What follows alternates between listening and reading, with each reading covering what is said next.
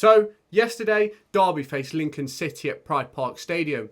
Were they able to get the victory that they needed, or were they not able to apply the pressure on the top two?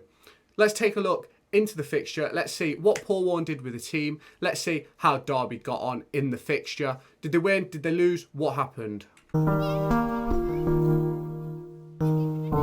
It's Christmas, Santa's coming, so why don't you hit that subscribe button, hit that notification bell to stay in touch with all my content over this Christmas period.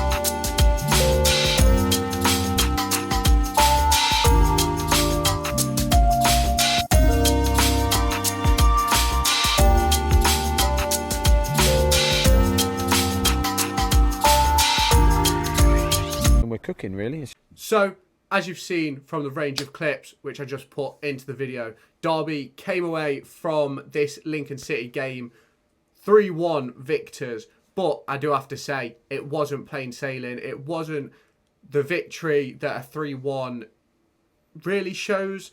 I thought for the large majority of the first half, I thought Derby were very poor. Just didn't seem to get going, and that's something that I'm quite worried about heading into this festive period. You've got Wigan Athletic, Peterborough and Oxford up as the next three games in the next week or so, and three very good sides. Obviously, Lincoln are in and around it as well. They're a good side, but against the likes of Peterborough and Oxford, I think if we start that slowly, we could get punished.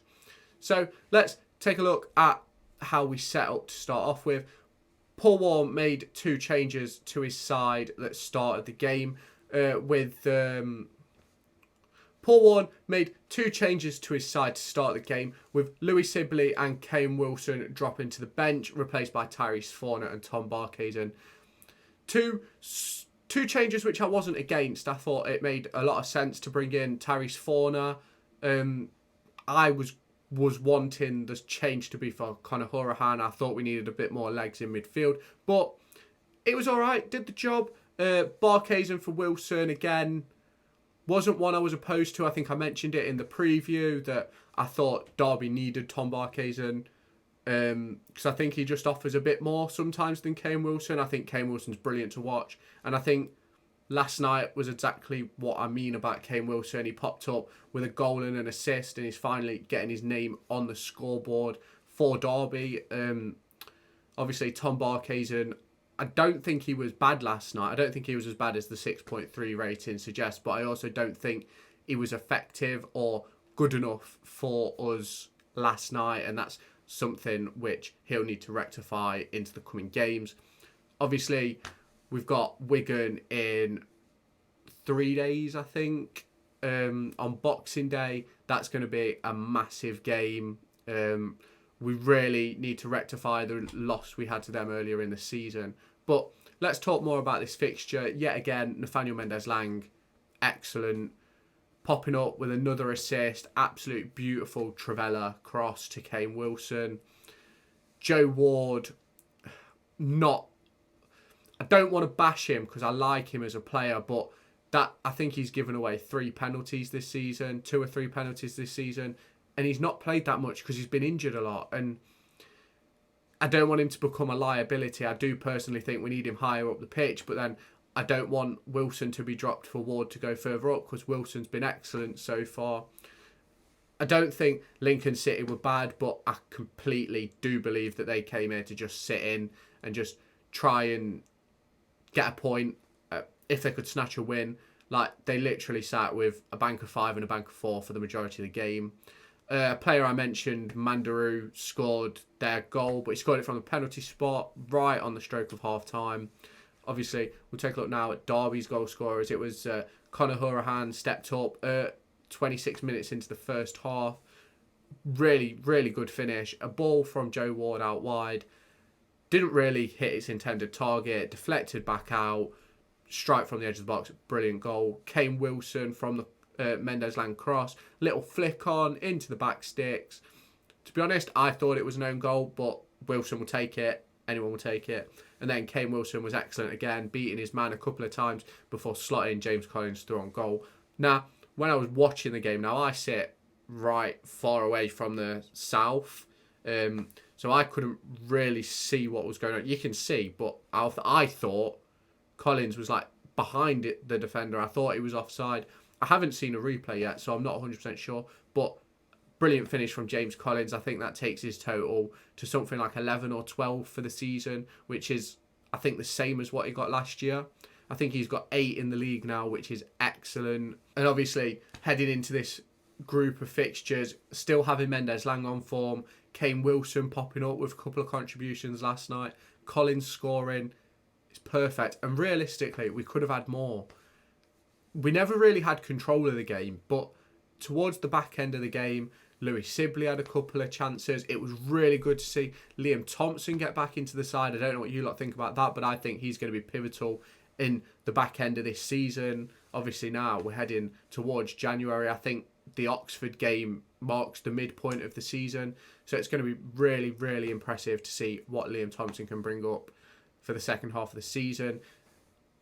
And really, I think last night spoke to the volumes that we need to keep Cashin and Nelson as a partnership. Cashin and Nelson both made some excellent interceptions in the game, excellent tackles. Cashin, early on in the second half, they were through on goal. He just comes in, wins the ball from the shot. Brilliant bit of play.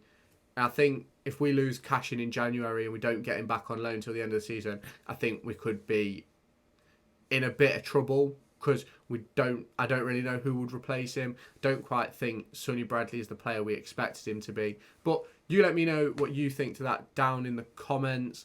Obviously, a tremendous victory last night. Let's now take a look at the league table. So, obviously, loads of games going on tonight. So Derby will have a game in hand on everybody that plays tonight, but we're currently sitting on 40 points after 21 games, only 2 points away from 2 points a game. We're not far off where we wanted to be at the start of the season. I think Paul Warren said it best here. And then we're cooking, really. But we're getting there. We are getting there. And I think we're like the second, or I think we're joint second or third for goals scored this season. We've got like the third best goal difference. We've got one of the best defences in the league. And I think we're now 8 unbeaten in the league. Obviously, we can get a win against Wigan. We just need to keep piling that pressure on to those teams above, so that when we get to these games in hand, we just need to keep our form. Obviously, we've only lost 5 games this season, and it's not really felt like a good season. We're sitting in third, but it's not felt great. I don't know what you lot think, but please let me know down in the comments.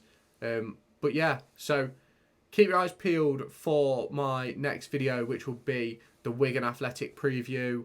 I am going to do a video about a restoration project that I'm doing with an outhouse in my house. If you're interested in stuff like that, keep your eyes peeled on my Twitter and my Facebook, even my TikTok. There'll be stuff on there. So just let me know if you want to see that, and I'll make a video on it. So yeah, I'll catch you in the next video.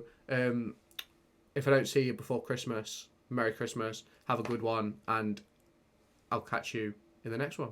Make sure to go and find me on TikTok, pictured here, and Twitter, pictured here.